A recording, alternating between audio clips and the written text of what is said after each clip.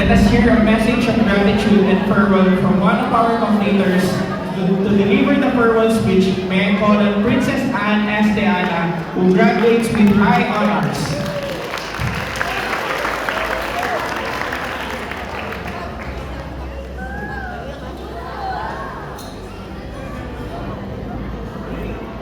I don't think anyone would believe me. But on April 5, 2025, I began writing this letter, holding it to the hope that I would be the one to deliver it. Today, that hope has become a reality. To our municipal mayor, Honorable Ferdinand P. Labo, Public Schools District Supervisor, and the founder of Santa Ana Central High School, Ma'am Edna L. Pineda, Public School Supervisor, Ma'am Eloida N. Labrador, Education Program Supervisor of Region 3, Sir Ariel M. Culala, Barangay Captain of Santa Lucia, Honorable Bernabe L. Flores, our OIC Principal, Ma'am Normita and Myrina, dedicated faculty and staff, proud parents, dear friends, and of course, my fellow completers, a pleasant evening. I can still clearly remember my first few days as a Centralian. Kakagaling lang natin noon sa pandemic, kaya aminado ako na nangangapapa ako sa bagong environment. Everything felt unfamiliar, and I was still trying to find my place. At the time, Santa Ana Central High School was still new. Yung tipong during events, we would simply gather in front of a two-story building that was borrowed from elementary school. It was simple, but that's where many of our first memories were formed. And looking back, it turned out to be one of the best experiences I've had. From those simple beginnings, we slowly witnessed growth, not just in ourselves, but in our school as well. Every year, dumarami ang mga estudyante, nadaragdagan ang mga guro, at unti-unting nabubuo ang pagkakakilanlan ng ating paaralan. And I am truly proud to say that I was one of those who witnessed that journey. Standing here before all of you feels both humbling and overwhelming. Not because of the title that I carry, but because of the journey that brought us to this very moment. A journey filled with challenges, sacrifices, and quiet victories that often went unseen. If we are being honest, this path was never easy. There were days when motivation was hard to find, nights when sleep was sacrificed for deadlines, and moments when we questioned our own abilities. We faced pressure, expectations, and sometimes even failure. And yet, despite all of that, we are here. We made it. Not because everything went perfectly, but because we chose to keep going when things did not. Completion is often seen as a celebration of success. But today, I believe it is more than that. It is a testament to resilience. It is a proof that we can rise every afterfall, that we can grow through every hardship, and that we are capable of more than we once believed. Each of us has a story. Some of us struggle silently, carrying burdens that no one else could see. Some face challenges at home, while others battle self-doubt within themselves. And yet, here we stand, not as individuals defined by our struggles, but as individuals strengthened by them. The completers of Batch 2026 are gathered here today, all together for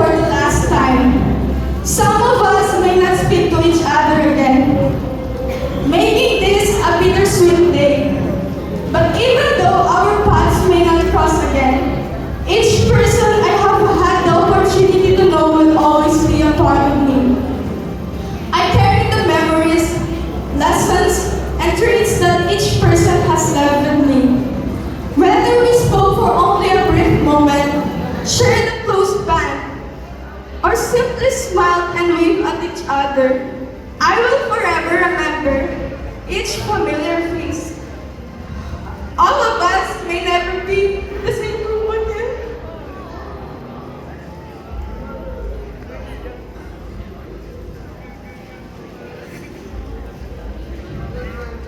And this moment will soon become just another story we carry into the future.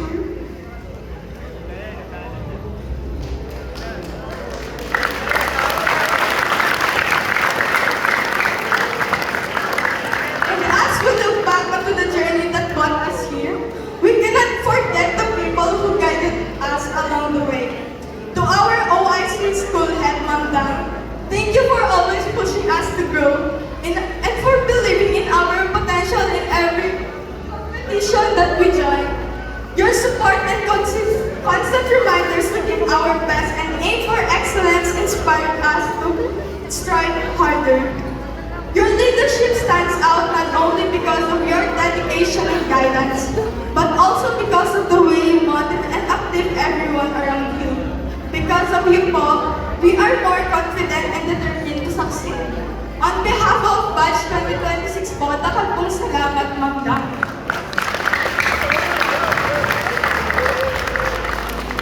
To our teachers, thank you for being more than educators. You became our mentors, our guides, and even our second parents. Your lesson went far beyond the pages of a book. They shape our character, our values, and our perspective in life. To my coaches, Ma'am Kim, Ma'am Tin, and Ma'am Rona in journalism, Ma'am Arian in math competitions, and Sir Christian in documento, thank you so much for your guidance, patience, and support.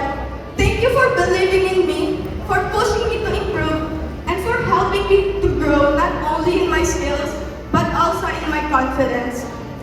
To my advisors, Ma'am Arian, Ma'am Christine, Ma'am Donna, Ma'am Rem, Ma'am Jam, and Sir Jericho, thank you for the memories, reminders, lessons inside and outside the classroom, and even the little scoldings that help us stay on track.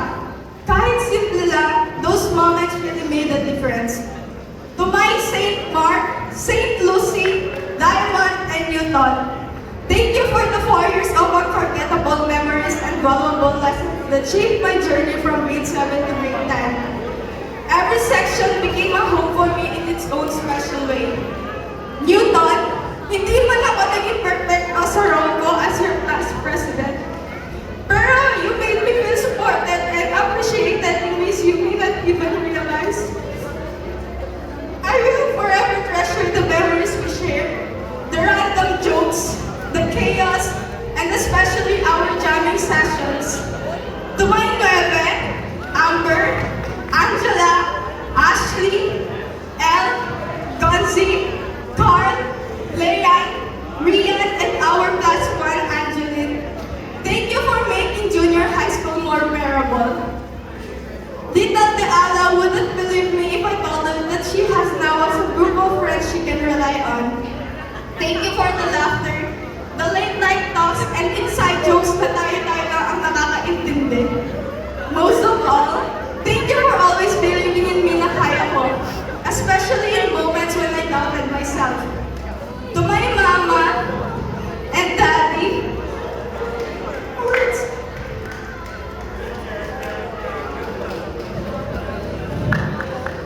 words will never be enough to express how thankful I am.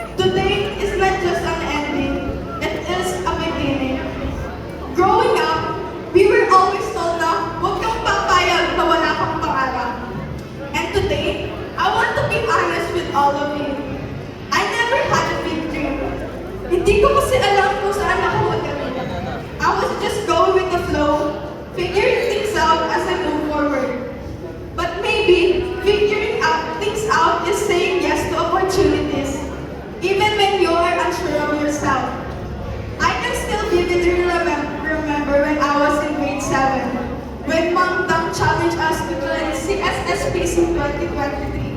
At that time, our competitors were senior high school students. Nakakakaba siya, to be honest. May mga pagkakataon na mapapatanong ka, kaya ba talaga namin?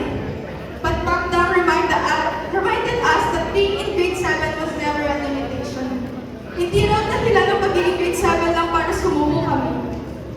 Because of that, we pushed ourselves beyond what we thought we could do. Some of us even won. And along the way, as the year passed by, we didn't just compete. We stood out. That experience taught us that sometimes you don't need to have everything figured out to move forward. You just need the courage to try. And maybe that's okay. Because sometimes we don't start with a clear vision of who we want to be. Sometimes we discover it along the way. They say, jack of all trades, master of none, but oftentimes better than a master of one. And maybe that's what many of us are right now. Still exploring, still learning, and still trying different paths. And that doesn't make us lost. It makes us open. It makes us brave enough to try, to fail, and to grow. Let us carry with us the values we have developed, the perseverance to keep going, the humility to keep learning, and the strength to rise every time we fall. Let us celebrate not only how far we have come, but also how much we have grown. But before I end this speech, I want to leave you with a simple yet powerful reminder. Believe in yourself. It's something you hear all the time, but for me, it truly made a difference as a student. It's not just a motivation, it's what keeps you moving forward. Even when your vision is blurred by doubts. One day, you will realize that what you once dreamed of is finally happening. Just like how I kept praying and believing that I would stand here today and deliver this speech. So whether you already have a dream or you're still searching for one, keep going. Trust the process and believe in yourself. Congratulations, Batch 2026.